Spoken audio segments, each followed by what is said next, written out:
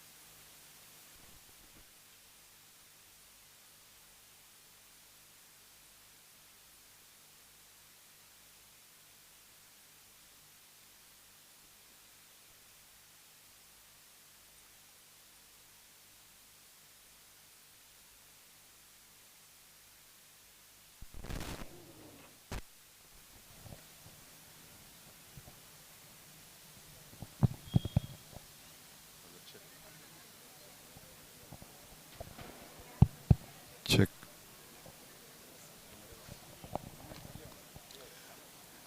திருக்கொடியேற்ற முன்னுரை. நம் பாதுகாவலர் தூய ஜெபஸ்தியாரின் பெருவிழாவை நமது குடும்ப விழாவாக கொண்டாடுகின்ற இவ்வினிய வேளையில் நம் பாதுகாவலர் நமது பங்கு சமூகத்திற்கும் நமது குடும்பங்களுக்கும் செய்துள்ள எல்லா நன்மைகளுக்காகவும் நன்றி கூறுவோம். புலர்ந்துள்ள இப்புதிய ஆண்டு முழுவதும் நமது பாதுகாவலரின் அருள்கரம் நம்மோடு உடனிருந்து வழிநடத்த சிறப்பாக ஜெபிப்போம். புனிதமிக்க இந்நாளில் புனிதரின் திருக்கொடி வானோக்கி பறப்பது போல் நம் வாழ்வு வளம் பெறவும், நம் குடும்பங்கள் பொருளாதாரத்தில் சிறந்து விளங்கவும், இளைஞர்கள் இளம்பெண்கள் வேலைவாய்ப்பை பெற்றிடவும், நம் குடும்பங்களில் உள்ள நோயாளிகள் சுகம் பெற்று நல்வாழ்வு வாழவும் இறைவனிடம் வேண்டுவோம். நம் பாதுகாவலரிடம் விளங்கிய நம்பிக்கை, நேர்மை, வீரம் போன்ற நற்பண்புகளில் சிறந்து விளங்குவோம். நமது பாதுகாவலர் புனித ஜெபஸ்தியாரின் வாழ்க்கை இறைவனோடும் இறை மக்களோடும் இணைந்த அருள் நிறை பயணமாக இருந்தது. இவ்விழா நாட்களில் நம் வேண்டுதல்கள் அனைத்தையும் புனித ஜெபஸ்தியார் தம் பரிந்துரையால் நமக்கு பெற்றுத்தர சிறப்பாக ஜெபிப்போம். இத்திருக்கொடியேற்றம் நிகழ்வில் பக்தியுடன் பங்கேற்போம். தந்தை மகன் தூய ஆவியாரின் பெயராலே, ஆண்டவருடைய பெயராலே நமக்கு உதவி உண்டு. ஆண்டவர் உங்களோடு இருப்பாராக. மன்றாடுவோமாக. இறைவா, அன்பான மக்கள் பாதுகாவலரான புனித ஜெபஸ்தியார் திருநாளை கொண்டாட தயார் செய்திருக்கக்கூடிய இந்த கொடியை ஆசிர்வதித்து புனிதப்படுத்துவீராக. இந்த கொடி உயர ஏற்றப்படுவது போல இவர்களின் உள்ளங்களும் விண்ணகம் நோக்கி உயர்த்தப்படுவனவாக. இந்த திரு நாட்களில் இந்த கொடியை காண்போர் அனைவரும் இயேசுடைய இதயத்தோடு வாழ்ந்த புனித ஜெபஸ்தியாரின் முன்மாதிரியை பின்பற்றி உமக்கு உகந்த பிள்ளைகளாய் வாழச் செய்தருளும். எங்கள் ஆண்டவராகிய கிறிஸ்து வழியாக உம்மை மன்றாடுகின்றோம்.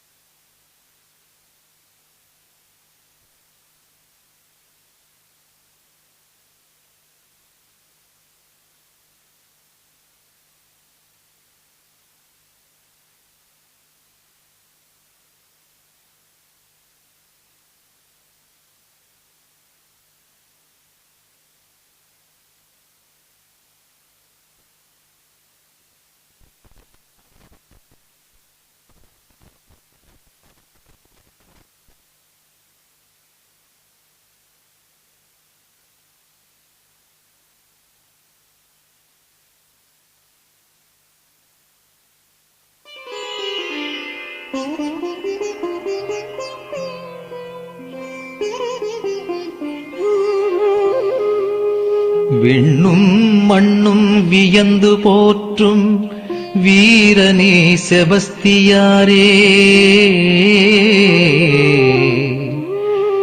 விடிவெள்ளி இயேசுவின் அடி தொடர்ந்து வாழ்ந்தவரே, உமது அருள் அகிலமே பெற வேண்டி அனைவரையும் அன்புடன் அழைக்கும் நின் திருக்கொடி. இல்லை இல்லை இனிமேல் கவலை இல்லை என எல்லோர்க்குமே சொல்வது போல் அசைந்தாடி வானிலே அழகாக பறக்குதையா,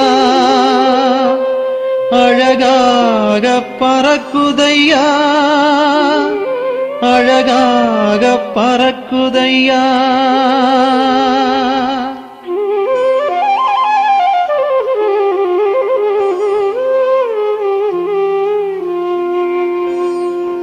வாழியவே என்றும் வாழியவே, தூய செபஸ்தியாரே என்றும் உன் புகழ் வாழியவே. வாழியவே என்றும் வாழியவே, தூய செபஸ்தியாரே என்றும் உன் புகழ் வாழியவே. எங்கள் அருள் வாழ்விலே வந்த இறை தூதரே, உந்தன் திருநாளிலே ஒன்றாய் புகழ் பாடினோம். எங்கள் அருள் வாழ்விலே வந்த இறை தூதரே, உந்தன் திருநாளிலே ஒன்றாய் புகழ் பாடினோம். வாழியவே என்றும் வாழியவே, தூய செபஸ்தியாரே என்றும் உன் புகழ் வாழியவே.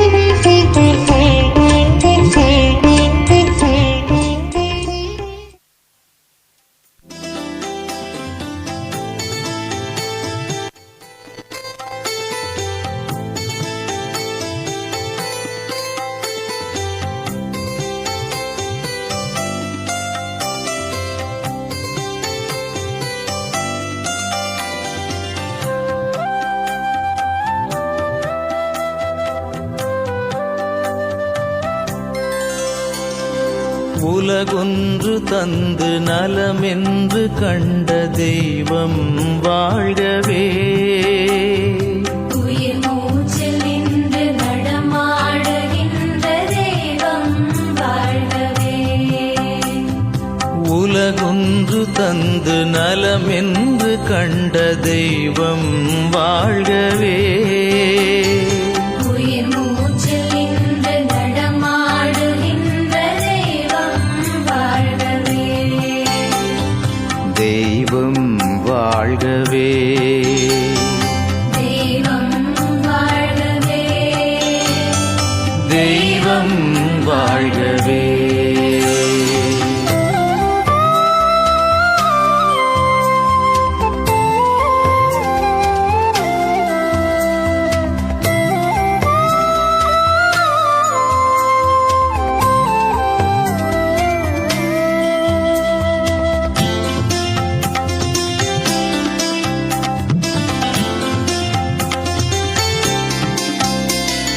புவியோடு வானம் மழையாக கண்ட பந்தம் வாழ்கவே.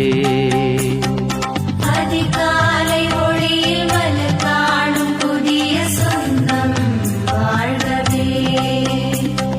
நிலம் என்னும் மண்ணை உயிர் வாழ தந்த கனிகள் வாழ்கவே. உறவாடி வாழ உயிர் நாடியான வார்த்தை வாழ்கவே. எது இங்கு இல்லை முன் அன்பை சொல்ல யாவும் வாழ்கவே. யாவும் வாழ்கவே. உலகொன்று தந்து நலமென்று கண்ட தெய்வம் வாழ்கவே. உயிர் மூச்சில் நின்று நடமாடுகின்ற தெய்வம் வாழ்கவே. தெய்வம் வாழ்கவே. தெய்வம் வாழ்கவே. தெய்வம் வாழ்கவே.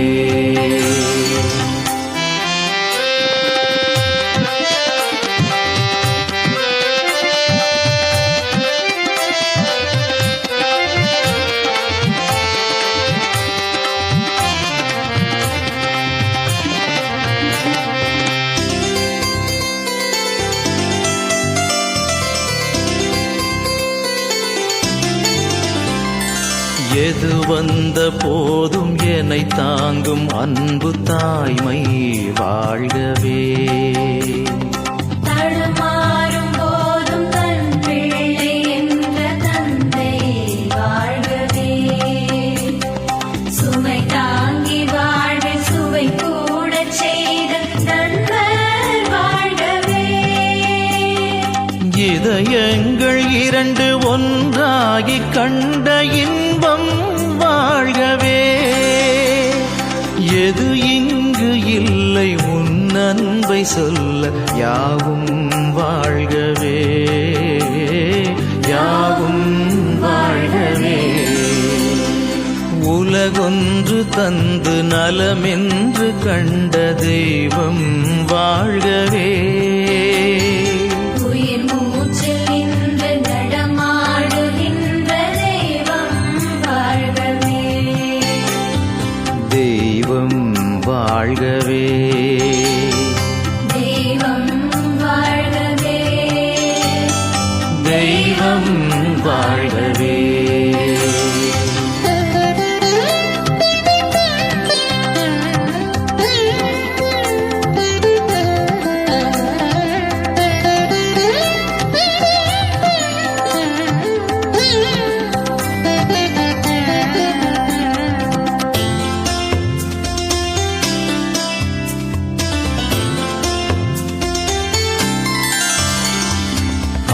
அன்பொன்றுதானே முதல் என்று சொன்ன வேதம் வாழ்கவே. அது காண தேவன் கல்வாரி சென்ற பாதை வாழ்கவே. மனிதாபிமானம் புவி காண செய்த புனிதர் வாழ்கவே.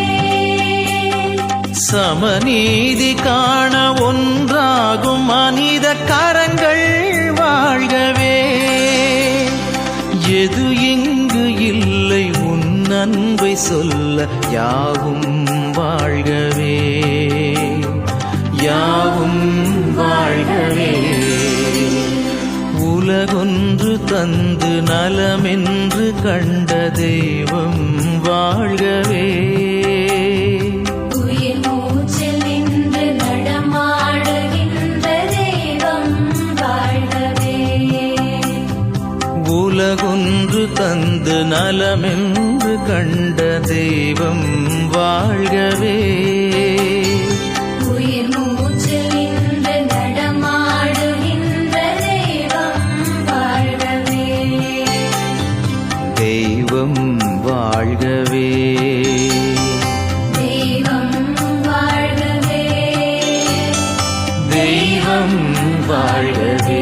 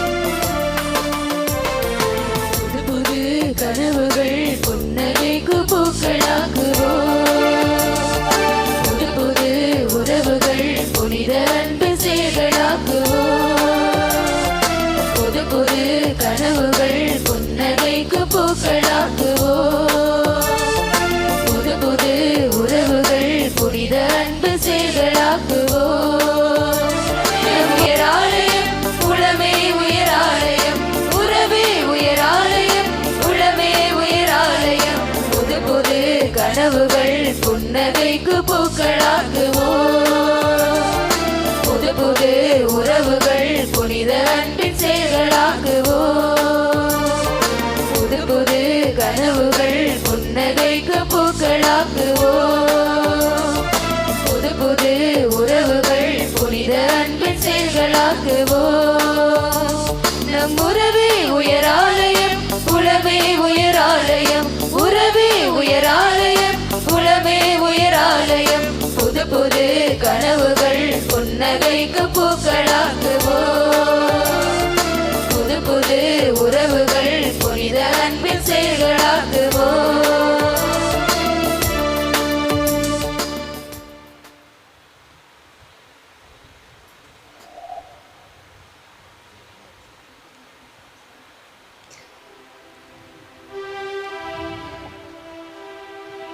தந்தை மகன் தூயாவியாரின் பெயராலே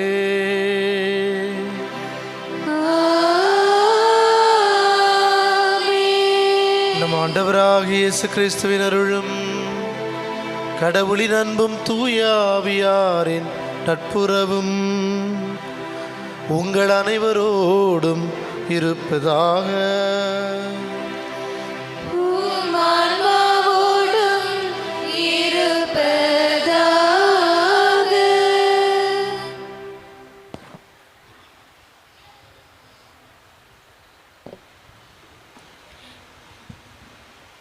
இளங்காற்றில் இன்னிசையில் மின் விளக்குகள் ஒளியில் பாதுகாவலரின் திருக்கொடி விண்ணில் மிளிர பாதுகாவலரின் முதல் நாள் விழாவினை சிறப்பித்துக் கொண்டிருக்கிறோம்.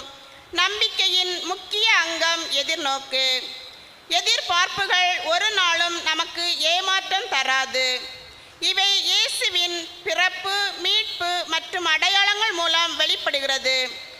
மனித வாழ்வில் ஒவ்வொரு நிலையிலும் கிறிஸ்து நம்மோடு உறவு கொண்டு நம்மை அருள் வாழ்வில் வளர செய்கிறார். இன்றைய உலகம் பல மாற்றங்களையும் சவால்களையும் எதிர்கொண்டு முன்னேறி கொண்டிருக்கிறது. இந்நிலையில் நாம் அனைவரும் எதிர்நோக்கில் இணைந்து பயணிக்க அழைக்கப்படுகிறோம். இதை வழிநடத்தும் ஆன்மீக வலிமை மிக்கமையாகவும் இறை அருள் அடையாளமாகவும் விளங்குகிறது. அருள் அடையாள கொண்டாட்டங்களே ஆகும். அருள் அடையாளங்கள் இறைவனின் அருளை நம் வாழ்வில் அனுபவிக்க செய்யும் புனித வழிமுறைகள். ஒவ்வொரு அடையாளமும் மனித வாழ்க்கையில் முக்கியமான கட்டங்களோடு இணைந்துள்ளன. இவை தனிப்பட்ட மனிதரின் ஆன்மீக வளர்ச்சிக்கு மட்டுமல்லாமல் முழு திருச்சபையும் ஒன்றிணைந்து பயணிக்க உதவும் அருள் ஊற்றுகள் ஆகும். திருச்சபை அடையாளங்களை உருவாக்குகிறது. அருள் அடையாளங்கள் திருச்சபையை உருவாக்குகின்றன. ஆகையால் அருள் அடையாளங்களும் சமூகமும் பிரிக்க முடியாததாகி அருள் அடையாளங்கள் சமூக கொண்டாட்டங்களாக மாறுகின்றன. இறை மக்கள் அனைவரும் ஒரே சமூகமாக இறைவன் முன் இணைந்து பங்கேற்க அழைக்கப்படும் உயிருள்ள கொண்டாட்டங்களே அருள் அடையாளங்கள். அவை நம்மை அருள் நிறை வாழ்விற்கு அழைத்து செல்ல வேண்டும் என்பதையே அருள் அடையாளங்கள் திருச்சபையின் முழு சமூக செயல்களாகும் என்று திருச்சபை போதனை நமக்கு விளக்குகிறது. அருள் அடையாளங்கள் அருங்காட்சி பொருட்கள் அல்ல, அவை வாழ்வை மாற்றும் இறையருள் சந்திப்புகள் என்று திருத்தந்தை பிரான்சிஸ் கூறுகிறார். அருள் அடையாளங்கள் வெளிப்புற ஆடம்பரத்தை தாண்டி உள்ளார்ந்த மாற்றத்தையும் சமூக பொறுப்பையும் உருவாக்கும் தேவைத்தான். அதன் உண்மையான மறைபொருளை நாம் உணர முடியும். எனவே நாமும் தனி நபர்கள் அல்ல, ஒரே நம்பிக்கையின் சமூகமாக இறைவனோடும் இறை மக்களோடும் இணைந்து அருள் நிறை வாழ்வை நோக்கி பயணிக்க வரவேண்டி இத்திருப்பலியில் ஜெபிப்போம்.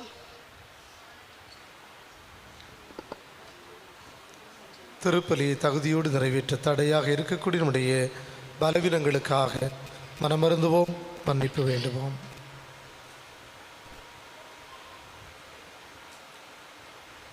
எல்லாம் வல்ல இறைவனிடமும் சகோதர சகோதரிகளே உங்களிடமும் நான் பாவி என்று ஏற்றுக்கொள்கிறேன். ஏனெனில் என் சிந்தனையாலும் சொல்லாலும் செயலாலும் கடமைகள் தவறியதாலும் பாவங்கள் பல செய்தேன். என் பாவமே, என் பாவமே, என் பெரும் பாவமே. ஆகையால் எப்பொழுதும் கன்னியான பரிசுத்த மரியாயும் வானதூதர் புனிதர் அனைவரையும் சகோதர சகோதரிகளே உங்களையும் நாம் தேவனாகிய ஆண்டவரிடம் எனக்காக வேண்டிக் கொள்ள மன்றாடுகிறேன். எல்லாம் வல்ல இறைவன் நமது இரக்கத்தை பொழிந்து நம் பாவங்களை மன்னித்து நிலை வாழ்வுக்கு நம்மை அழைத்து செல்வாராக. ஆமென்.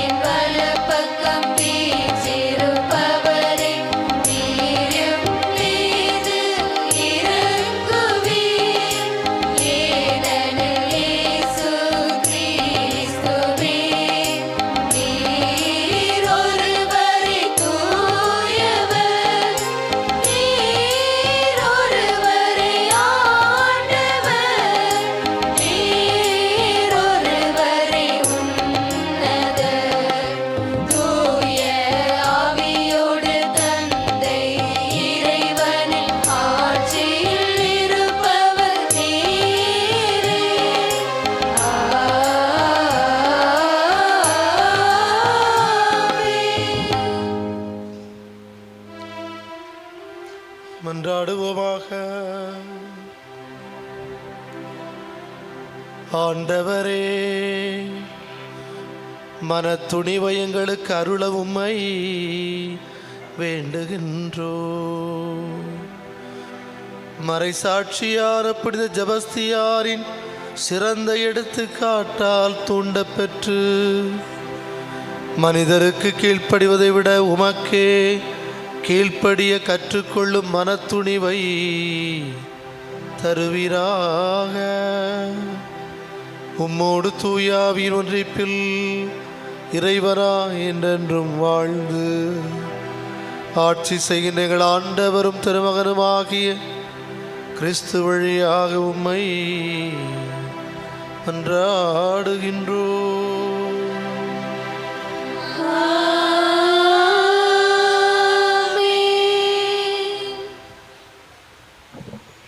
தகுந்த துணையை உருவாக்குவேன் என்றார்.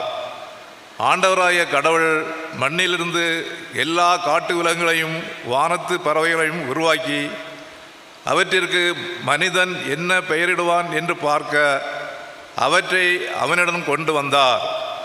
உயிருள்ள ஒவ்வொன்றுக்கும் அவன் என்ன பெயரிட்டானோ அதுவே அதன் பெயராயிற்று. கால்நடைகள், வானத்து பறவைகள், காட்டு விலங்குகள் ஆகிய எல்லாவற்றிற்கும் மனிதன் பெயரிட்டான். தனக்கு தகுந்த துணையையோ மனிதன் காணவில்லை. ஆகவே ஆண்டவராய கடவுள் மனிதனுக்கு ஆழ்ந்த உறக்கம் வரச் செய்து அவன் உறங்கும் பொழுது அவன் விலா எலும்பு ஒன்றை எடுத்த இடத்தை சதையால் அடைத்தார். ஆண்டவராய கடவுள் தாம் மனிதனிலிருந்து எடுத்த விலா எலும்பை ஒரு பெண்ணாக உருவாக்கி மனிதனிடம் அழைத்து வந்தார். அப்பொழுது மனிதன், இதோ இவளை என் எலும்பின் எலும்பும் சதையும் ஆவாள்.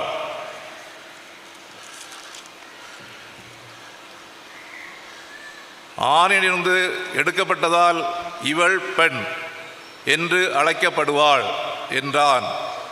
இதனால் கணவன் தன் தாய் தந்தையை விட்டுவிட்டு தன் மனைவியுடன் ஒன்றித்திருப்பார்.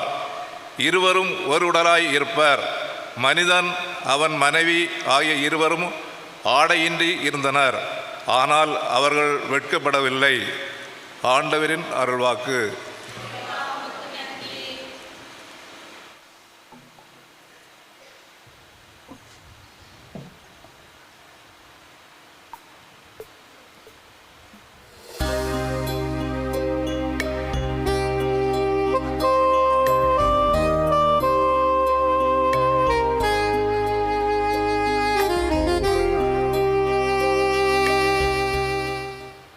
பாடலன் 14.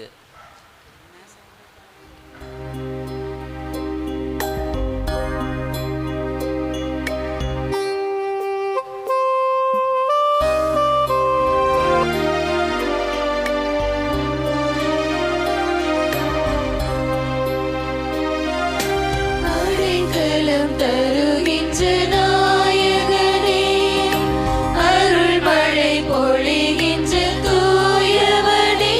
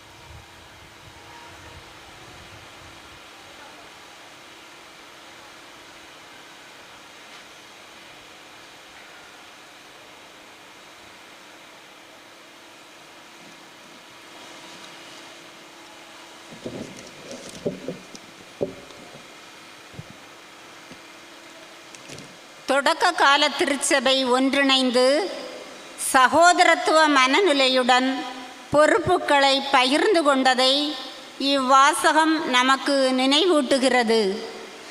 அருள் அடையாள வாழ்வை மையமாக கொண்டு எதிர்நோக்கில் இணைந்த பயணத்தில் சகோதரத்துவமும் சேவையும் வளர்ந்தபோது திருச்சபை இறை அருளால் பலமடைந்தது. தொடக்ககால கிறிஸ்தவர்களின் மனநிலை போல நாமும் இறைவனோடு எதிர்நோக்கில் இணைந்து பயணிக்க வாசகத்திற்கு செவிமடுப்போம். திருத்தூதர் பணிகள் நூலிலிருந்து வாசகம். அதிகாரம் 6, இறை வார்த்தைகள் 1-7 முடிய. அக்காலத்தில் சீடர்களின் எண்ணிக்கை பெருகி வந்தது. அப்போது கிரேக்க மொழி பேசுவோர் தங்களுடைய கைம்பெண்கள் அன்றாட பந்தியில் முறையாக கவனிக்கப்படவில்லை என்று எபிரேய மொழி பேசுவோருக்கு எதிராக முணுமுணுத்தனர். எனவே 12 திருத்தூதர்களும் சீடர்களை ஒருங்கே வரவழைத்து, நாங்கள் கடவுளது வார்த்தையை கற்பிப்பதை விட்டுவிட்டு பந்தியில் பருமாறுமாறு பணியில் ஈடுபடுவது முறையல்ல. ஆதலால் அன்பர்களே, உங்களிடமிருந்து நற்சான்று பெற்றவர்களும் தூய ஆவி அருளும் வல்லமையும் ஞானமும் நிறைந்தவர்களுமான 7 கவனமாய் தெரிந்தெடுங்கள். அவர்களை நம் இந்த பணியில் நியமிப்போம். நாங்களோ இறைவேண்டலிலும் இறை வார்த்தை பணியிலும் உறுதியாய் நிலைத்திருப்போம் என்று கூறினர். திரளாய் கூடியிருந்த சீடர் அனைவரும் இக்கருத்தை ஏற்றுக்கொண்டனர். அதன்படியே அவர்கள் நம்பிக்கையும் தூய ஆவியும் நிறைந்த ஸ்தேவான், பிலிப்பு, பிரக்கோர், நிக்கானோர், தீமோன், பர்மான, யூதம் தழுவிய அந்தோக்கியா நகரத்து நிக்கோலா என்பவர்களை தெரிந்தெடுத்து அவர்களை திருத்தூதர் முன் நிறுத்தினார்கள். திருத்தூதர் தங்கள் கைகளை அவர்கள் மீது வைத்து இறைவனிடம் வேண்டினர். கடவுளது வார்த்தை மேன்மேலும் பரவி வந்தது. சீடர்களின் எண்ணிக்கை எருசலேம் நகரில் மிகுதியாய் பெருகிக் கொண்டே சென்றது. குருக்கள் பெருங்கூட்டத்தினரும் இவ்வார்த்தைக்கு கீழ்ப்படிந்து நம்பிக்கை கொண்டனர். இது ஆண்டவரின் அருள்வாக்கு.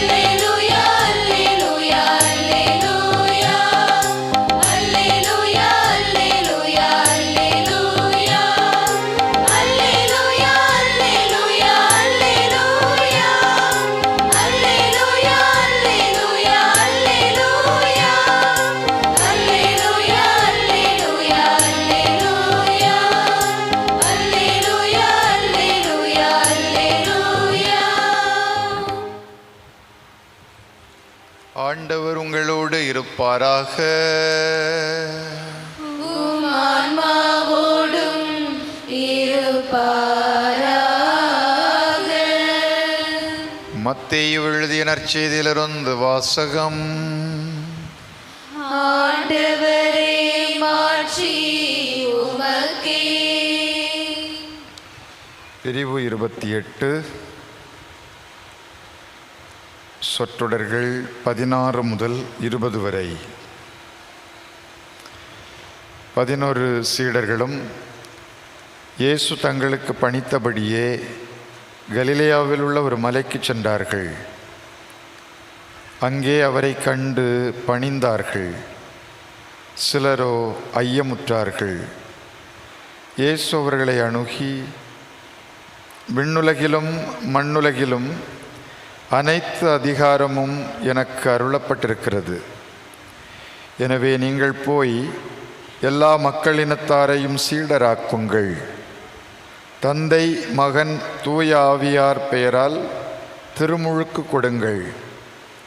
நான் உங்களுக்கு கட்டளையிட்ட யாவையும் அவர்களும் கடைபிடிக்கும்படி கற்பியுங்கள்.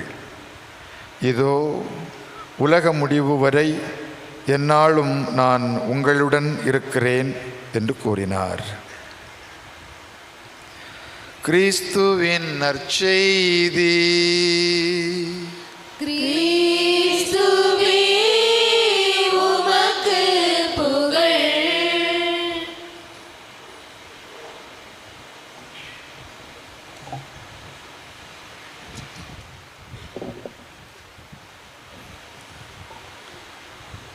சொந்தங்கள் அனைவருக்கும் நம்முடைய பங்கினுடைய பாதுகாவலர் ஜெபஸ்தியாருடைய விழா வாழ்த்துக்களை பேரானந்தத்தோடு தெரிவித்துக் கொள்கின்றேன்.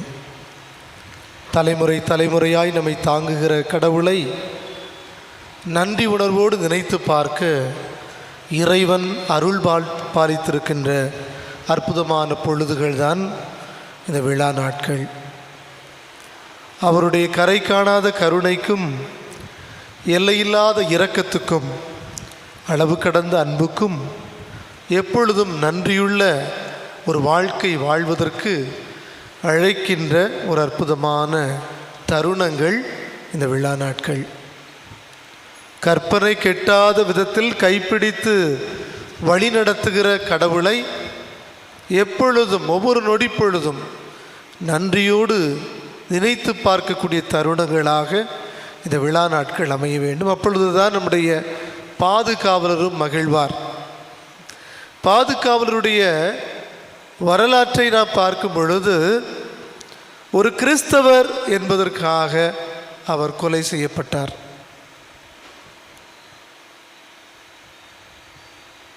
அன்று ஒரு கொடுமையான ஒரு அரங்கேற்றம் அப்படி நடந்தாலும் இன்றும் உலகளாவிய அளவிலே நம்முடைய மக்கள், குறிப்பாக திருமுழுக்கு பெற்ற கிறிஸ்தவர்கள் அதிகமாக கொலை செய்யப்பட்டு வருகிறார்கள். புதன்கிழமை கிறிஸ்டின் நானி என்று சொல்லக்கூடிய ஒரு உலகளாவிய ஒரு அமைப்பை கிறிஸ்தவர்களுக்காக ஏற்படுத்தியிருக்கிற அவர் சொல்லுகிறார், இந்த உலகம் முழுவதும் 388 மில்லியன் மக்கள் கிறிஸ்தவர்கள் இந்த விசுவாசத்திற்காக, இந்த நம்பிக்கைக்காக கொலை செய்யப்பட்டிருக்கிறார்கள்.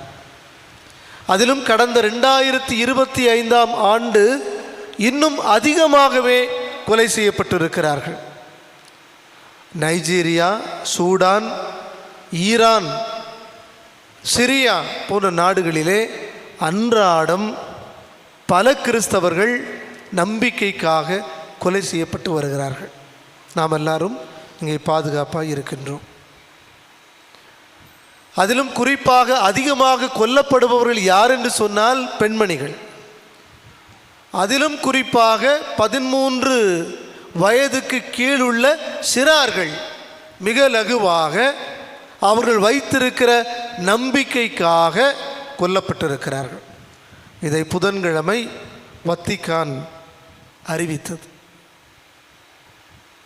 எனவே உலகம் முழுவதும், குறிப்பாக ஆப்பிரிக்கா நாடுகளிலெல்லாம் முகவரி இல்லாமல், முகமே தெரியாத அளவுக்கு படுகொலை செய்யப்படுகிறார்கள், குழந்தைகள், பெண்கள், ஆண்கள் என்று.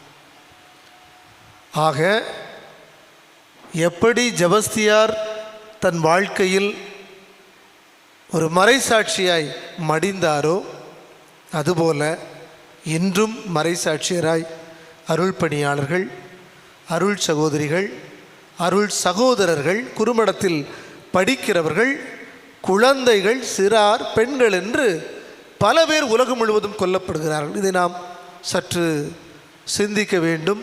எவ்வளவு பாதுகாப்பாய் நாம் இங்கே இருக்கிறோம் என்பதை நாம் தெரிந்து கொள்ள வேண்டும்.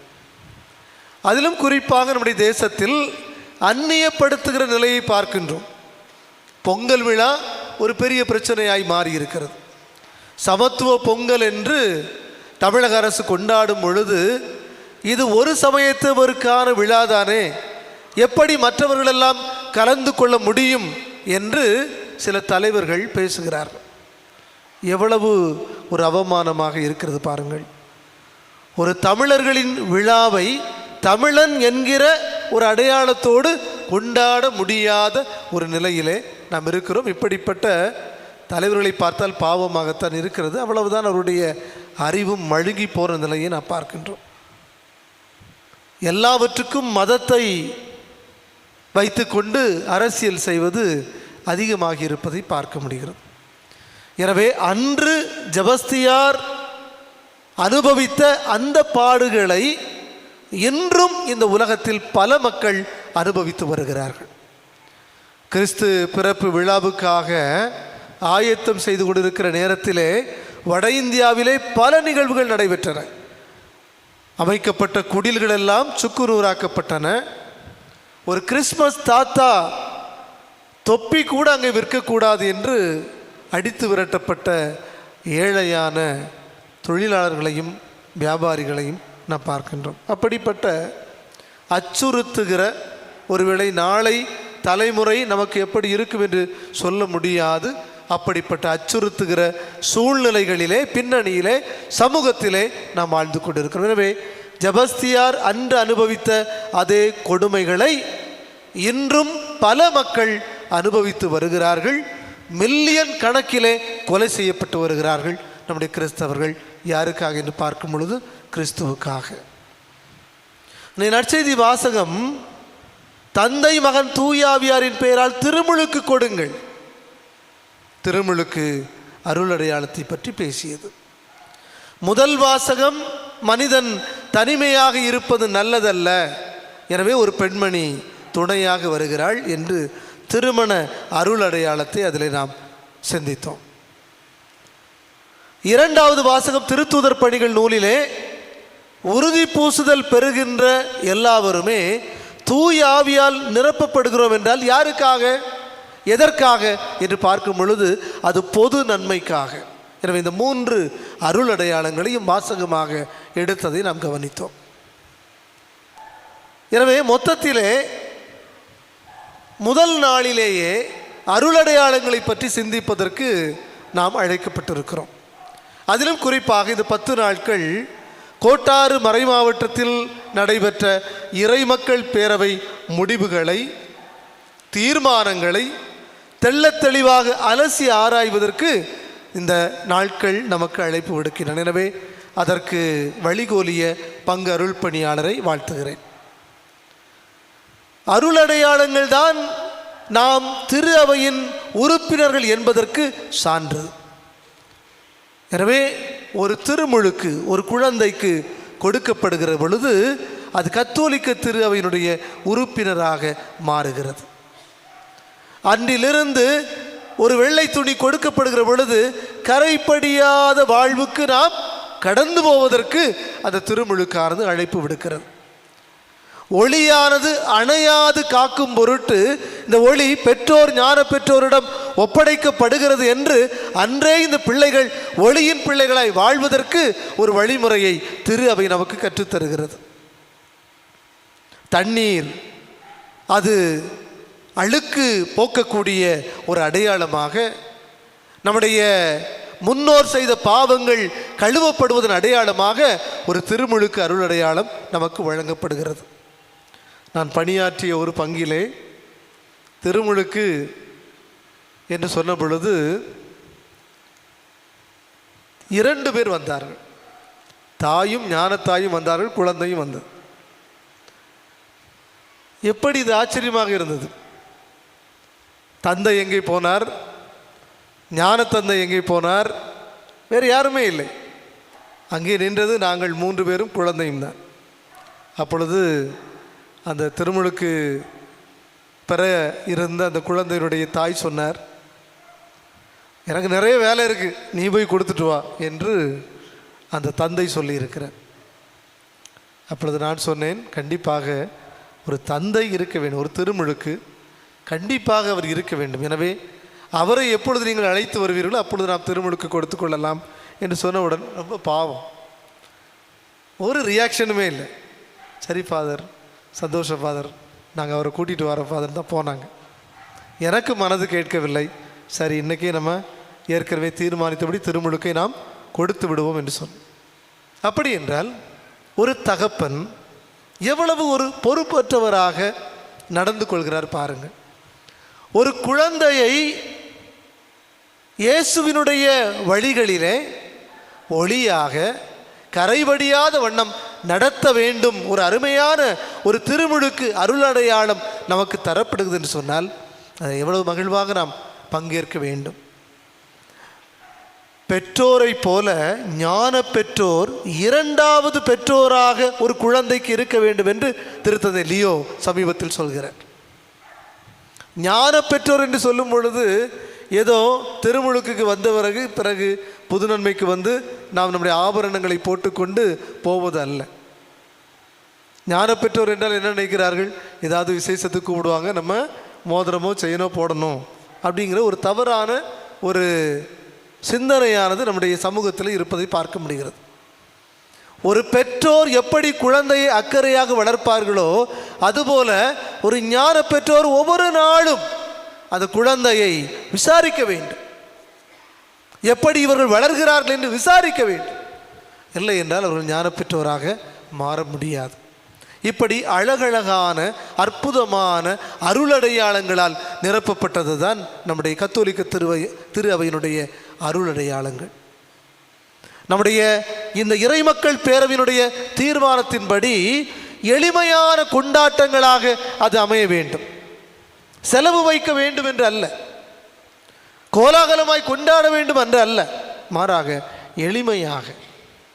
ஒரு திருமுழுக்கு என்று சொன்னால் அது எளிமையாக கொண்டாடப்பட வேண்டும். ஒரு முதல் திருவிருந்து என்றால் அது எளிமையாக கொண்டாடப்பட வேண்டும். இது ஏதோ அவர்கள் ஒரு காலத்தில் பிள்ளைக்கு இப்படி போட்டார்கள், நாமும் பிள்ளைக்கு இப்படி போட வேண்டும் என்று மாற போட்டு கொண்டிருப்பது என்பது நம்முடைய சமூகத்திலே அது ஒரு வித்தியாசமான ஒரு சிந்தனையிலே போய்கொண்டிருக்கிறது. கடவுள் இதை விரும்புவாரா என்று சொன்னால் நிச்சயமாக விரும்ப வாய்ப்பில்லை. அன்பான சொந்தங்களே, எளிமையான விதத்தில் ஒரு முதல் திருவிருந்து ஒன்று நடைபெற வேண்டும் என்று சொன்னால் அது ஒரு திருவிழாக்களில் நடைபெற வேண்டும். பிறகு என்ன ஆனது, பல பேர் அயல் நாட்டிலே இருக்கிறார்கள், வெளியூரிலே வேலை பார்க்கிறார்கள், அவர்களால் அந்த நேரத்தில் வந்து கொள்ள முடியுமா? முடியாது. எனவே ஒரு சிறப்பான நாள் வேண்டும். எனவே தான் நம்முடைய மறை மாவட்டம் ஒவ்வொரு மாதமும் ஒரு நாள், முக்கியமான ஒரு வாரத்தில் ஒரு ஞாயிற்றுக்கிழமையில் அந்த முதல் திருவிருந்தை கொடுக்கிறது. அதிலும் சில பேர் நம்முடைய கோட்டாறு மறை மாவட்டத்தில் பொதுவாய்த்தான் கொடுக்க முடியும், மாதத்தில் ஒரு ஞாயிறு தான் கொடுக்க முடியும் என்று எங்கே போகிறார்கள்? குளித்துறை மறை மாவட்டத்துக்கு சென்று விடுகிறார்கள். அங்கே சென்றால் தனியாக நாம் முதல் திருவிருந்தை வைத்து கொள்ளலாம், ஆடம்பரமாய் எடுக்கலாம் என்று. தயவு செய்து ஒன்றை நாம் புரிந்து கொள்வோம். அன்பான சொந்தங்களே, இந்த மறை மாவட்டம் எளிமையாக அனைத்து காரியங்களும் செல்ல வேண்டும். ஏனென்றால் இயேசு எளிமையை விரும்பினார், அவர் ஏழையாக வாழ்ந்தார். இதைத்தான் திரு அவை கற்றுத்தருகிறது என்பதை காலத்தினுடைய அறிகுறிகளை உணர்ந்து செலவுக்கு மேல் செலவும் ஆடம்பரத்துக்கு மேல் ஆடம்பரமும் அதிகமாவதால் ஒரு கிறிஸ்துவின் சாட்சியாய் வாழக்கூடிய நமக்கு இவ்வளவு கோலாகலமும் கொண்டாட்டமும் ஆர்ப்பாட்டமும் தேவையா என்கிற எண்ணத்தில் தான் எளிமையாக அதை கொண்டாட வேண்டும் என்று அழைப்பு விடுக்கிறது. மூன்றாவதாக நாம் பார்க்கின்றோம் உறுதி பூசுதல். இந்த உறுதி பூசுதல் கொடுக்கப்படுவது எதற்காக? நான் ஏற்கனவே சொன்னது போல பொது நலனுக்காக. கைம்பெண்கள் சில பேர் கவனிக்கப்படவில்லை என்பதை திருத்தூதர்கள் உணர்ந்தார்கள். இன்றைய திருத்தூதர் பணிகள் நூலிலே பார்க்கின்றோம். அப்படி என்றால் தேவைப்படுபவர்கள் இருக்கிறார்கள், அவர்களுக்கு நிச்சயமாக நாம் கண்டிப்பாக ஏதாவது உதவிகள் செய்திட வேண்டும். எனவேதான் தேவையில் இருக்கிற எல்லா மனிதர்களை கண்டுகொள்ள வேண்டும் என்பதற்காகத்தான் இந்த உறுதி பூசுதலானது கொடுக்கப்படுகிறது. பொது நலனுக்காக தூய ஆவியினுடைய அருளானது கொடுக்கப்படுகிறது. நீ ஒதுங்கி நிற்பதற்காக அல்ல, தைரியமாக துணிச்சலாக நீ பல மக்களுக்கு கரங்கள் நீட்டி துணை செய்ய, கஷ்டங்கள் கவலைகள் வந்தாலும் துணிச்சலோடு இயேசுவே ஆண்டவர் என்று அறிக்கையிடுவதற்காகத்தான் இந்த உறுதி பூசுதல், திரு அருள் சாதனம். எனவே அதிலும் நாம் உறுதியாக இருக்க வேண்டும். பல பேர் உறுதி பூசுதல் பிறகு பார்த்து கொள்ளலாம் என்று திருமணமும் சில நேரங்களிலே நிச்சயிக்கப்பட்டு விடுகிறது. அந்த அளவுக்கு கவனத்தில் கொள்ளாமல் உறுதி பூசுதலுடைய அர்த்தமும் ஆழமும் தெரியாமல் பல மக்கள் இருப்பதை பார்க்க முடிகிறது. இனி புது நன்மை வாங்கக்கூடிய பிள்ளைகள் ஒரு ஒப்புரவு அருட்சாதனத்திற்கு வருகிறார்கள் என்று சொன்னால், பிறகு எப்பொழுது வருகிறார்கள் என்று சொன்னால் உறுதி பூசல் வாங்கும் பொழுதுதான் வருகிறார்கள். புது நன்மைக்கு வரக்கூடிய பிள்ளைகள் உறுதி பூசுதல், பிறகு ஜபங்கள் தெரியாது, ஜபங்கள் தெரியாது. நான் சமீபத்திலே ஒரு பொது நன்மை சிறுவனுக்கு பாவசிந்தனம் கேட்பதற்காக உட்கார்ந்தேன். வழக்கமாக நான் கண்கள் மூடி அமர்வதுண்டு, யார் வருகிறார்கள் என்று தெரியாதிருக்கட்டும் என்று. எனவே சிறுவன் பாவத்தை சொன்னான். நான் அதற்குரிய அறிவுரைகளை சொல்லிவிட்டு திரும்பி பார்க்கிறேன், சிறுவனை காணவில்லை. தூரத்தில் என்ற ஆசிரியர்களை கூப்பிட்டேன். ஒரு பையன் எங்கே வந்தான்ல? ஆமாம் ஃபாதர், அவனை காணலையே, நான் அறிவுரை சொல்லிட்டே இருக்கிற ஆளை காணவே இல்லையே. திடீர்னு ஒரு அசை ஒன்றுமே இல்லை, எனக்கு ஆப்சன்ஸ் போல இருந்துச்சு. கடைசியில் வெளியே நின்று விளையாடிட்டு இருந்த ஆளை வந்து கூட்டிகிட்டு வந்திருக்கு. டேய், நீ பாவ சிங்கத்தினத்துக்கு போனே இல்லைடா? ஆமாம். பாவத்தை சொன்னேன், என் பாட்டுக்கு போயிட்டேன். நான் அறிவுரை சொல்வதற்கு முன்னதாகவே அவன் பாவத்தை சொல்லிட்டு அவன் பாட்டு எழுப்பி போயிருக்கேன், நான் என் பாட்டுக்கு புலம்பிகிட்டு இருந்திருக்கிறேன் ஒத்தையில். ஒழுங்காக கற்றுக் கொடுக்காத ஒரு சூழ்நிலையை பார்க்கணும். பிள்ளைகளுக்கு சீரியஸாக என்ன பேசணும்னு தெரியல. ஒரு ஒப்புரவு அருட்சாதனம் என்று சொல்லும் பொழுது அது கண்டிப்பாக அது இரக்கத்தின் ஒரு கூடாரம் என்பதை நாம் புரிந்து கொள்ள வேண்டும். அது சித்திரவதை கூடம் அல்ல. கேள்விக்கு மேல் கேள்விகள் கேட்பதும் விசாரணைக்கு மேல் விசாரணையை நடத்துவதுமாக இருக்கக்கூடிய ஒரு நீதிமன்றமும் அல்ல. நிறைய பேர் சொல்லுவாங்க, போயாச்சுன்னா கேள்விகள் கேட்குறாங்க. கேள்விகள் ஒன்றும் கேட்கப்பட மாட்டாது, கேட்கக்கூடாது. அது விசாரணை மன்றம் அல்ல. எனவே ஒப்புரவு அருட்சாதனம் என்று சொல்லும் பொழுது நாம் மன்னிக்க வேண்டும், அவ்வளவுதான். அங்கே எந்த என்கொயரியுமே இருக்கக்கூடாது. அது சித்திரவதை கூடம் அல்ல, அது இரக்கத்தின் கூடாரம். அதை நாம் புரிந்து கொள்ள வேண்டும். ஏதோ சர்வசாதாரணமாக நண்பர்கள் மத்தியிலே பேசக்கூடிய சின்ன சின்ன பொய்கள் அல்ல. கடவுளுக்கும் எனக்கும் தெரிந்த பாவங்களை அறிக்கையிடுவது தான் அந்த ஒப்புரவு அருட்சாதனம். அதுபோல் இனி திருமணத்துக்கு வருகிற பொழுதும் திருமணத்திலே பயங்கரமான ஆடம்பரமான கொண்டாட்டங்கள் நமக்கு எல்லாருக்குமே தெரியும். நம்முடைய மறை மாவட்டத்திலே பல பல பல பல விவாகரத்துகள், பல விவாகரத்து. படிக்காதவர்களுக்கு அல்ல, படித்தவர்கள் மத்தியில் அதிகமாக விவாகரத்துக்கள். ஏனென்றால் பல பல மிஸ் அண்டர்ஸ்டாண்டிங், புரிந்து கொள்ளாத சூழ்நிலைகளை பார்க்கிறோம். ஆனால் திருமணம் என்பது ஒரு கொண்டாட்டமாக நடைபெற்றாலும் அது கோலாகலமாக நடைபெறுவது தவிர்க்கப்பட வேண்டும். சமீபத்திலே கேரளாவிலே ஒரு திருமணத்துக்கு நான் சென்றிருந்தேன். ஆச்சரியமாக இருந்தது. எளிமையாக, வசதி படைத்தவர்கள் தான், ஆனால் எளிமையாக அந்த திருமணம் நடந்தது. திருமணத்தன்று மாலை வேளையிலே குடும்ப ஜெப மாலை. எல்லோரும் முழந்தாள் படியிட்டு. ஒரு திருமண நாள் அன்று யாராவது கற்பனை செய்து பார்க்க முடியுமா? குடும்ப ஜெப மாலை. நாங்களும் இருந்தோம் வீட்டிலே, எல்லோரும் இணைந்து.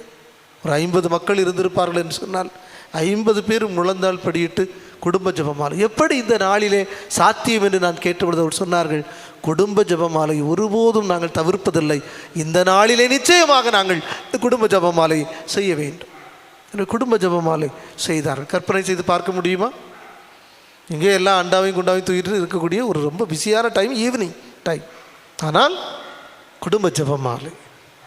கடந்த வாரம் நான் வடகிழக்கு இந்தியா மேகாலயா மாநிலம் சென்று வந்தேன். அங்கே ஒரு திருமணம், மிக எளிமையான விதத்திலே கத்தோலிக்க திருமணம் தான். ஆலயத்திலே அவ்வளவு பக்தியாக மக்கள் பங்கெடுத்தார்கள். எளிமையான திருமணம். அங்கெல்லாம் திருமணம் மதியம் சாப்பிட்டு விட்டு வந்தால் போதும். ஒரு 1:30-2 மணிக்கு தான் அங்கே திருமணமே நடக்கும். அப்படி நடக்கிற பொழுது மோதிரம் மட்டும் மாற்றிக்கொள்கிறார்கள். மோதிரம் மட்டும், நம்மளை போல தாலியெல்லாம் கிடையாது, மோதிரம் மட்டும். அவ்வளவு பக்தியாக, ஒரு பரபரப்பு, ஒரு சலசலப்பு, பேச்சுக்கள் இல்லாமல் அவ்வளவு பக்தியாக திருப்பலி முடிந்து நம்மளை போல் கோயிலுக்கு முன்னாடி வந்து எல்லாருக்கும் முன்னாடி ஒரு கேக்கு கட் பண்ணுறாங்க. அதுதான் திருமணத்தினுடைய கொண்டாட்டம். அப்புறம் எல்லாருக்கும் வந்தவங்க எல்லாருக்குமே ஒரு டீ, ஒரு ஸ்நாக்ஸ். இதுதான் அங்குள்ள பழக்கம். ஆடம்பரங்கள் எல்லாம் நம்மளை போல் கிடையாது. வரதட்சணை கொடுக்கறதெல்லாம் கிடையாது.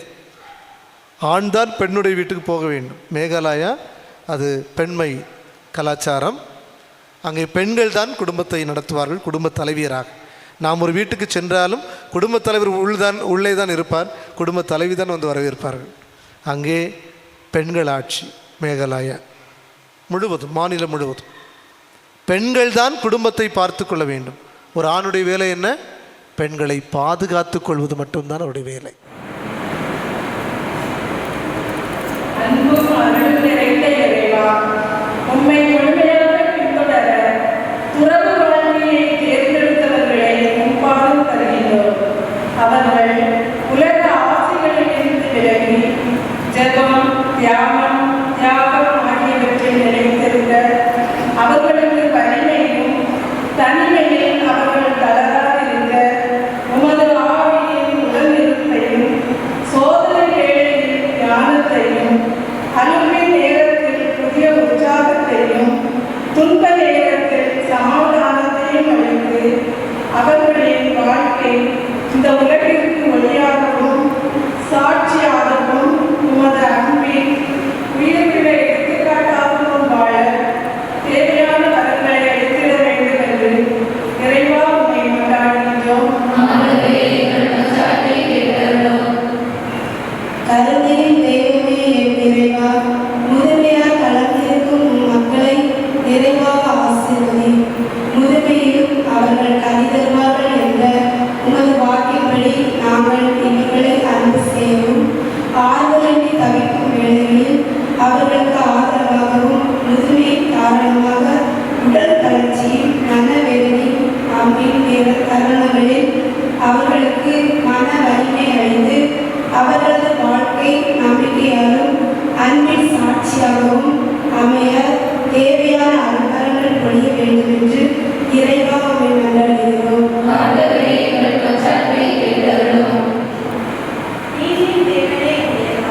என் நாட்டை ஆளும் தலைவர்களை ஞானத்தாலும் நீதியாலும் நிறைந்து ஆசீர்வதித்தவர். அதிகாரத்தில் அகந்தை இல்லாமல் பணியும் சேவை மனப்பான்மையும் உடையவர்களாய்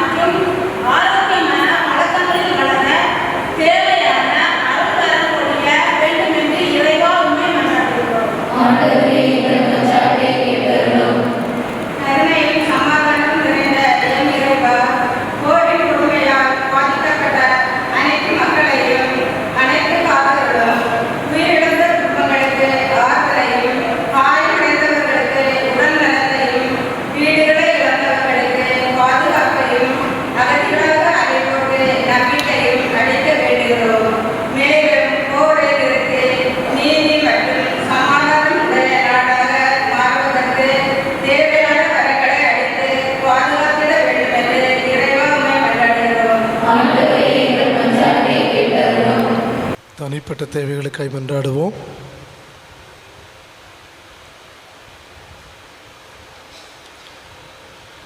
கண்ணின் கருவிலியனங்களை காத்து வழி நடத்துவர் அன்பார் ஆண்டவரை, நம்பிக்கையோடு நாங்கள் எடுத்து சொன்ன விண்ணப்பங்களுக்கெல்லாம் கனிவோடு செவிசாய்த்தருளும். கடந்த காலங்களில் கருணையோடு எங்களை காத்ததை போல வரக்கூடிய நாட்களிலும் உடைய திருக்கரத்தால் தொடர்ந்து எல்லா குடும்பங்களையும் நீர்தாமை காத்து வழி நடத்துவீராக. வல்லமை மிக்கபடி கரத்தின் கீழ் எங்களை தாழ்த்தி நிற்கின்றோம். வற்றாத நீரூற்று நம்முடைய இரக்கத்தின் நீரூற்று எல்லா குடும்பங்களிலும் பொழியப்படுவதாக. கூடவே வாரும் ஆண்டவரை, கரங்களை பிடித்தருளும், வரங்களை பொழிந்தருளும், எங்களோடு தங்கும் ஆண்டவரை எங்களை தாங்கும். எங்கள் ஆண்டவராகிய கிறிஸ்து வழியாக உம்மை பார்த்து மன்றாடுகின்றோம். ஆமென்.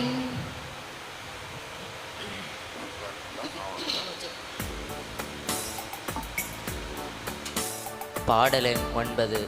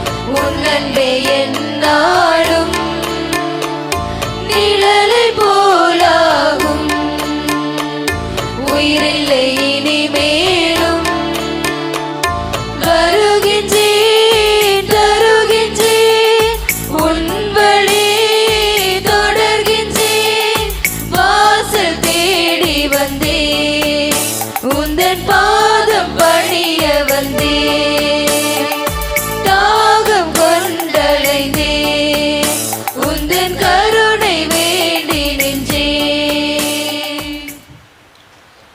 பிரியமானவர்களை, என்னுடையதும் உங்களுடையதுமான திருப்பலி இல்லாமல் தந்தையாக இறைவனை ஏற்றுக்கொள்ளும்படி மன்றாடுங்கள். ஆண்டவர் தமது பெயரின் புகழ்ச்சிக்காகவும் ஆட்சிக்காகவும் நமது நன்மைக்காகவும் புனித திரு அவை அனைத்து நலன்களுக்காகவும் உமது கையிலிருந்து பலியை ஏற்றுக்கொள்வாராக. ஆண்டவரே, உம்முடைய ஆசியாலை காணிக்கைகளை புனிதப்படுத்துவீராக.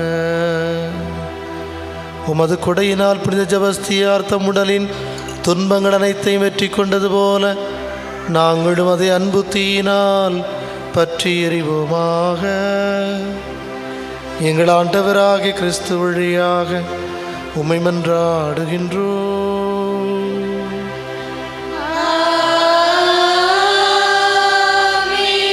ஆண்டவர் உங்களோடு இருப்பாராக.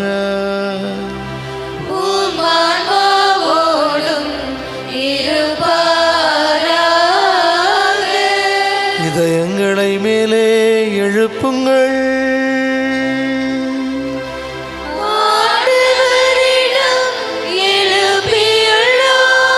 நம் இறைவராகிய ஆண்டவருக்கு நன்றி கூறுவோம்.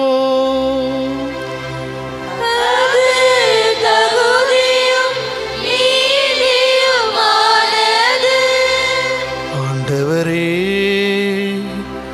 தூயவரான தந்தையே, என்றும் வாழும் எல்லாம் வல்ல இறைவா, எந்நாளும் உமக்கு நன்றி செலுத்துவது மெய்யாகவே தகுதியும் நீதியுமாகும். எங்கள் கடமையும் மீட்புக்குரிய செயலுமாகும். ஏனெனில் மறை சாட்சியான புனித ஜெபஸ்தியார் உமது பெயரை அறிக்கையிட்டு கிறிஸ்துவை பின்பற்றி இரத்தம் சிந்தினார். மாண்புமிக்க உமது அரும்பெரும் செயல்களை உலகறிய காட்டுகின்றார். கிறிஸ்து வழியாக எங்கள் வலுவின்மையில் உமது வல்லமை சிறந்தோங்க செய்து வலுவற்றவர்களை உமது ஆற்றல் மிகு சாட்சிகளாய் திகழ செய்கின்றீர். ஆகவே தூதர் தூயவரோடு சேர்ந்து உம்மாட்சியை கொண்டாடி ஆர்ப்பரித்து பாடுவதாவது: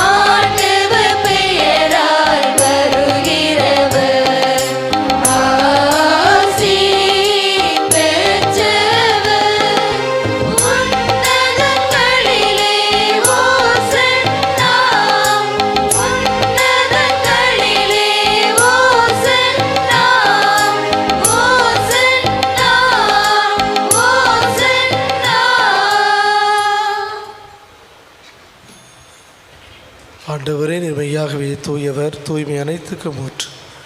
ஆகிய ஆவி பொழிந்தி காணிக்கைகளை தூய்மைப்படுத்த வேண்டுகின்றோம். இவ்வாறு எங்கள் ஆண்டவர் இயேசு கிறிஸ்துவின் உடலும் இரத்தமுமாக எங்களுக்கு மாறு உணவாக இயேசு பாடுபட உளம் கனிந்து தம்மை கையளித்த போது அப்பத்தை எடுத்து நன்றி செலுத்தி அதை பிட்டு தம் சீடர்களுக்கு அளித்து கூறியதாவது: அனைவரும் இதிலிருந்து பெற்று உண்ணுங்கள், ஏனெனில் இது உங்களுக்காக கையளிக்கப்படும் என் உடல்.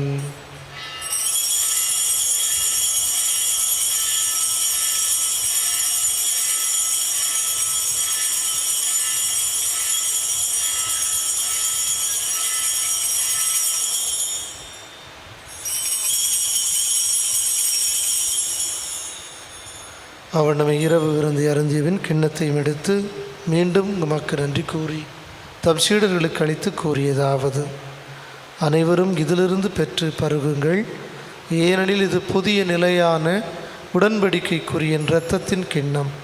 இது பாவ மன்னிப்புக்கென்று உங்களுக்காகவும் பலருக்காகவும் சிந்தப்படும். இதை என் நினைவாக செய்யுங்கள்.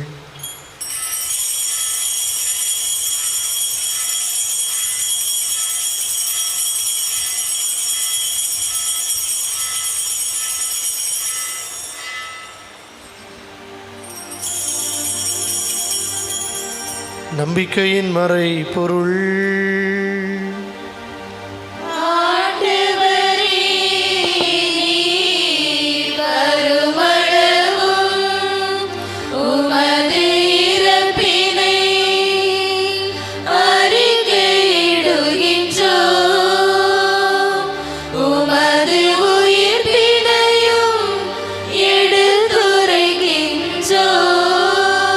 ஆகவே ஆண்டவரே, நாங்கள் கிறிஸ்துவின் இறப்பினையும் உயிர்ப்பினையும் நினைவு கூர்ந்து வாழ்வு தரும் அப்பத்தையும் மீட்பளிக்கும் கிண்ணத்தையும் உமக்கு ஒப்புக் கொடுக்கின்றோம்.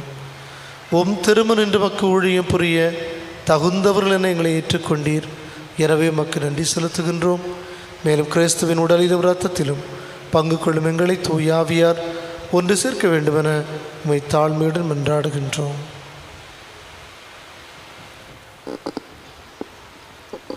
ஆண்டவரே, உலகெங்கும் பரவியிருக்கும் உமது திரு அவையை நினைவு கூர்ந்தருளும்.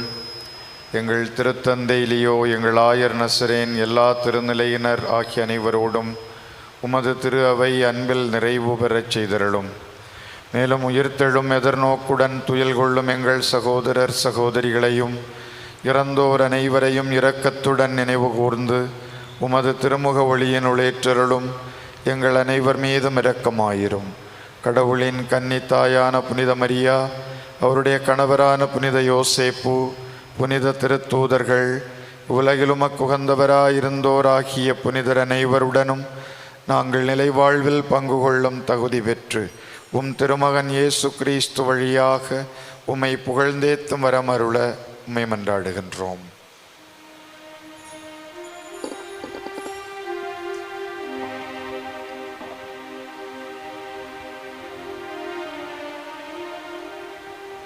இவர் வழியாக இவரோடு இவரில் எல்லாம் வல்ல இறைவனாகி தந்தையே, தூய ஆவியாரின் ஒன்றிப்பில் எல்லா புகழும் ஆட்சியும் என்றென்று உமக்கு உரியதே.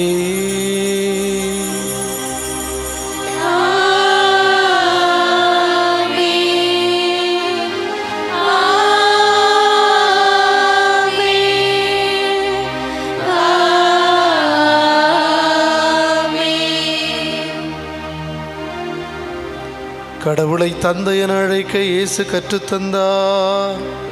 எனவே துணிந்து பாடுவோம்.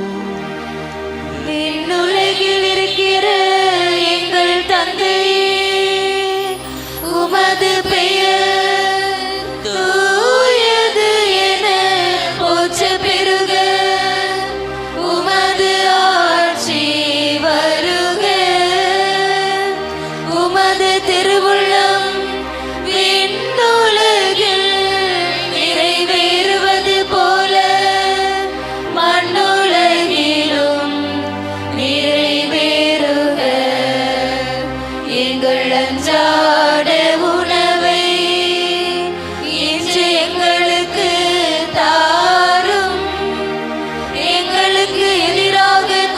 செய்வோரை நாங்கள் மன்னிப்பது போல எங்கள் குற்றங்களை மன்னியும்.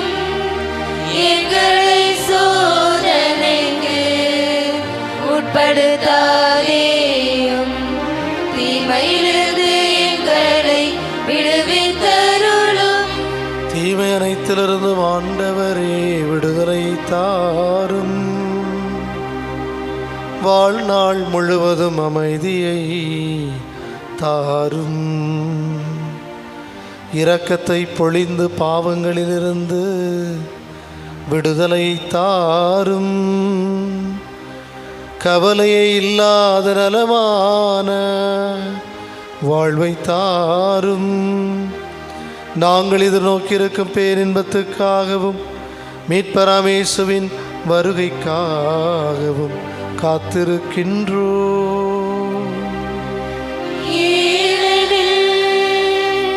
ஆட்சியும் வல்லமையும் மாட்சியும் என்றென்றும் உமதே. ஆண்டவரே இயேசு கிறிஸ்துவே, அமைதியை உங்களுக்கு விட்டுச் செல்கின்றேன். என் அமைதியையே உங்களுக்கு அளிக்கின்றேன் என்று திருத்தூதர்களுக்கு மொழிந்தீரே. எங்கள் பாவங்களை பாராமல் உமது திரு அவை நம்பிக்கையை கண்ணோக்கி உமது திருவுளத்துக்கு ஏற்ப அமைதியையும் ஒற்றுமையையும் அளித்தருள்வீராக. என்றென்று வாழ்ந்து ஆட்சி செய்கின்றவர் நீரே.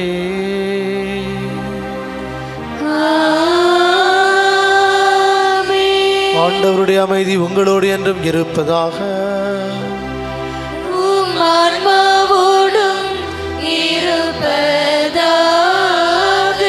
ஒருவருக்கொருவர் உறவின் வாழ்த்து தெரிவித்துக் கொள்வோம். சமாதானம்.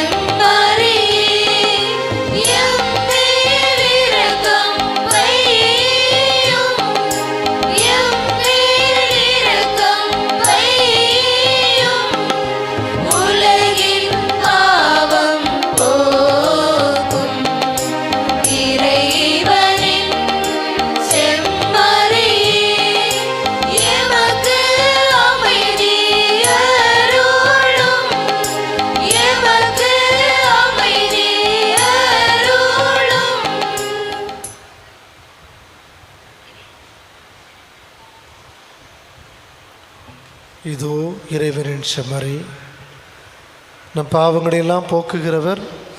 செம்மறியின் விருந்துக்கு அழைக்க பெற்றோர் பேறு பெற்றோர். ஆண்டவரே, நீரே இல்லத்தில் எழுந்தருள நான் தகுதியற்றவள். ஆனால் ஒரு வார்த்தை மட்டும் சொல்லியருளும், எனது ஆன்மா நலமடையும்.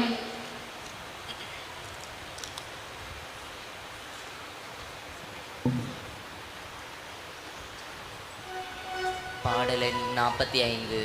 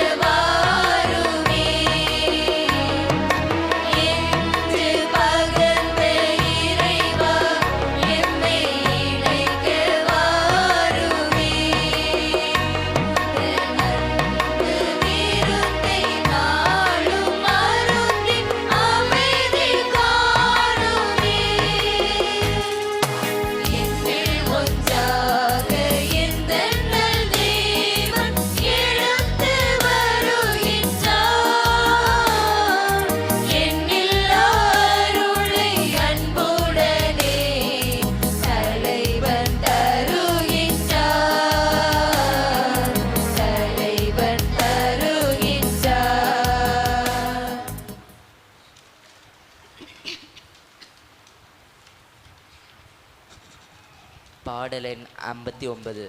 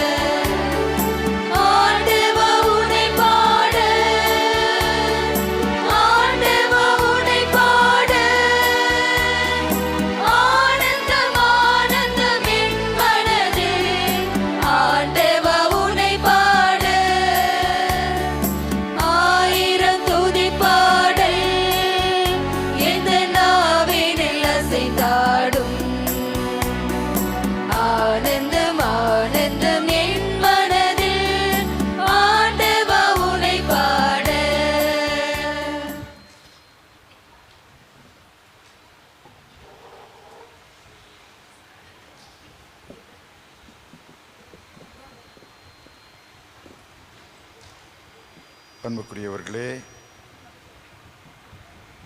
கொடியேற்றத்துடன் பாதுகாவலர் விழாவை நாம் தொடங்கியிருக்கிறோம். இந்த கொண்டாட்டத்தின் முதல் நாளாகிய இன்று எதிர்நோக்கில் இணைந்த பயணத்தில் அருளடையாள கொண்டாட்டங்கள் என்கிற மையப்பொருளிலே வழிபாட்டு சிந்தனை அமைய பெற்றிருந்தது.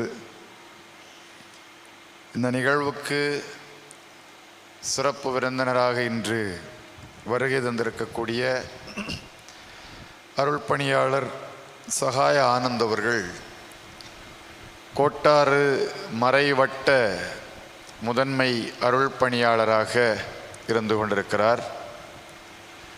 திருவிழாவுக்கு வந்து திருக்கொடி ஏற்றம் மற்றும் திருப்பலியை தலைமையேற்று வழிநடத்தவும் மையப்பொருளிலே தக்கதொரு மறையுரையை ஆற்றவும் வேண்டி நாம் விரும்பி அழைத்த பொழுது அன்போடு நம்முடைய அழைப்பை ஏற்றுக்கொண்டார்.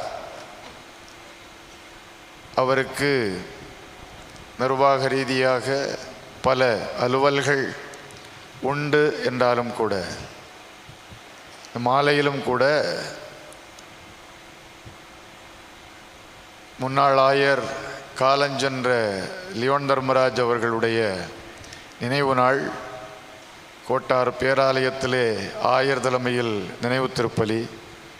அந்த திருப்பலியிலும் பங்கெடுத்து நிறைவடைவதற்கு முன்பாகவே தக்க நேரத்தில் நமக்கு இங்கு வருகை தந்திருந்தார். வழிபாட்டை உருக்கமான ராகங்களிலே ஒரு வழிபாட்டு உணர்வை தூண்டும் விதத்திலே அவர் நமக்கு நடத்தி தந்திருக்கிறார். அருளடையாளங்கள் நம்மை எதிர்நோக்கில் தூண்டுவதாக இருக்க வேண்டும். அது வெளி ஆடம்பரங்களிலே முடிந்து போகக்கூடாது.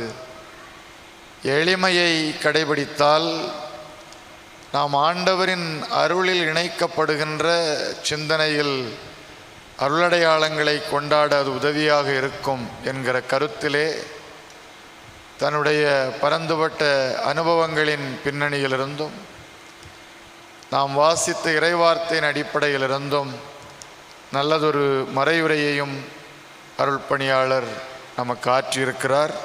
உங்கள் அனைவரின் பெயரால் அவருக்கு நம்முடைய நன்றிகளை மிகுந்த அன்போடு தெரிவித்துக் கொள்கிறேன்.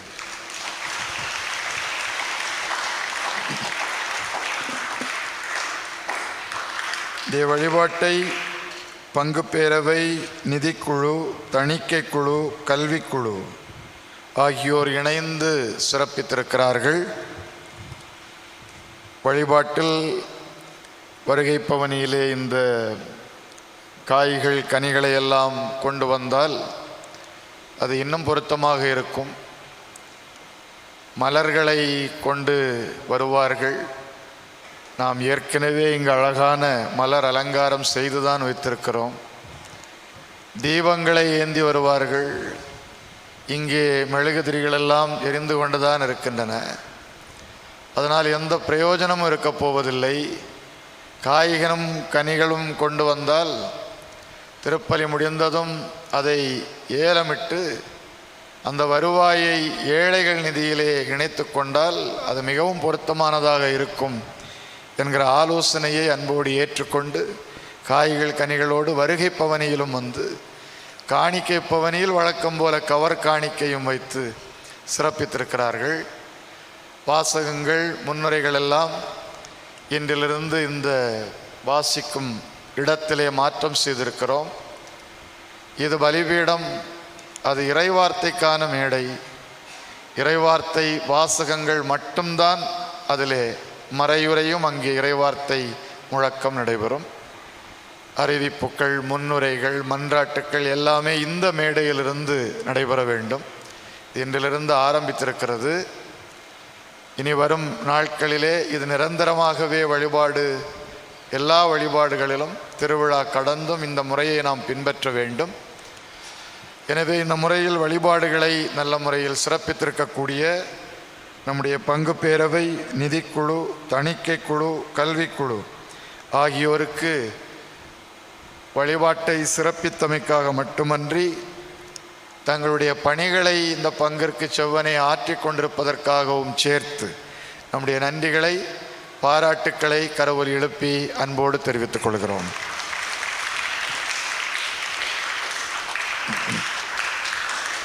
வழிபாட்டில் இடையூறுகள் இல்லாமல் பிசகின்றி தொடர்ச்சியாக செல்வதற்கு வசதியாக ஒரு பயிற்சி அன்றாடம் அவசியப்படுகிறது.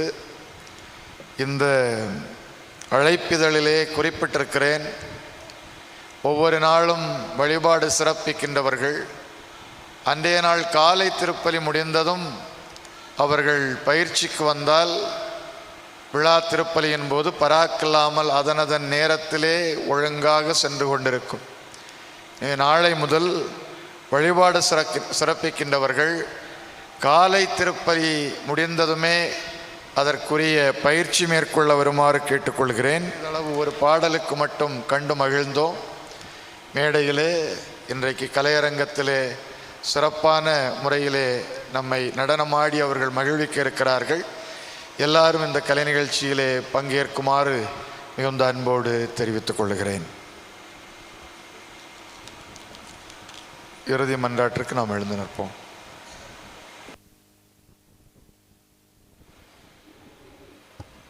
மன்றாடுவோமாக.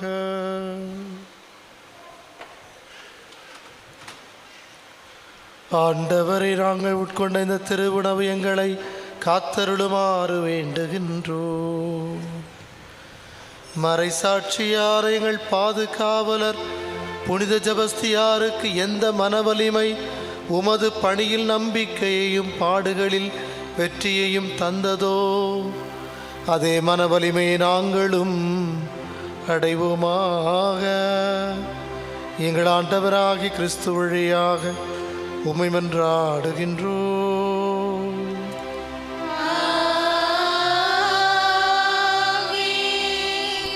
பங்கருள் பணி பேரவை பங்கு மக்களுக்கு சிறப்பான விழா வாழ்த்துக்களை தெரிவித்துக் கொள்கின்றேன். குறிப்பாக என்னை இங்கு அழைத்த உங்கள் பாசமிகு பங்கு தந்தை, நான்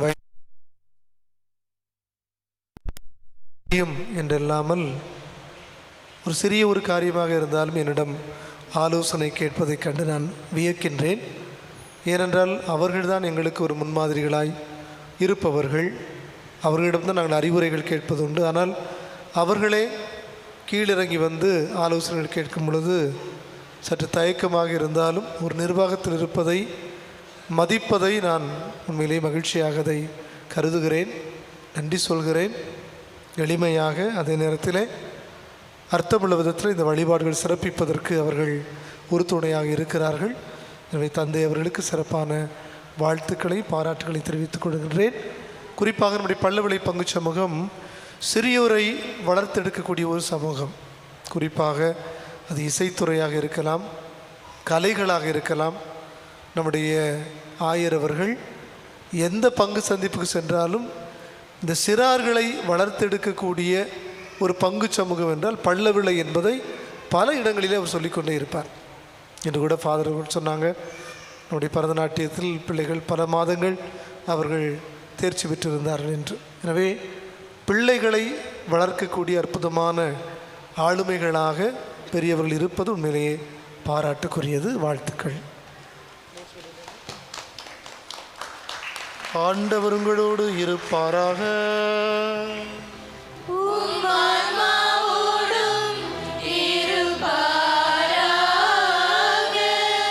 எல்லாமல்ல இறைவன் தந்தை மகன் தூய ஆவியார் உங்களுக்கு ஆசி வழங்குவாராக.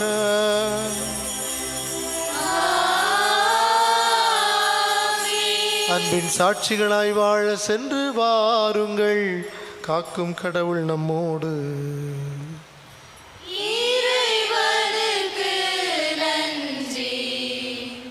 பாடலன் 82. அன்புக்குரியவர்களே, நாளை காலை 7 மணிக்கு நோயாளர் மூத்த குடிமக்களுக்கான திருப்பலி ஆலயத்தில் வைத்து நடைபெறும். நாளை காலை 7 மணிக்கு திருப்பலி நடைபெறும்.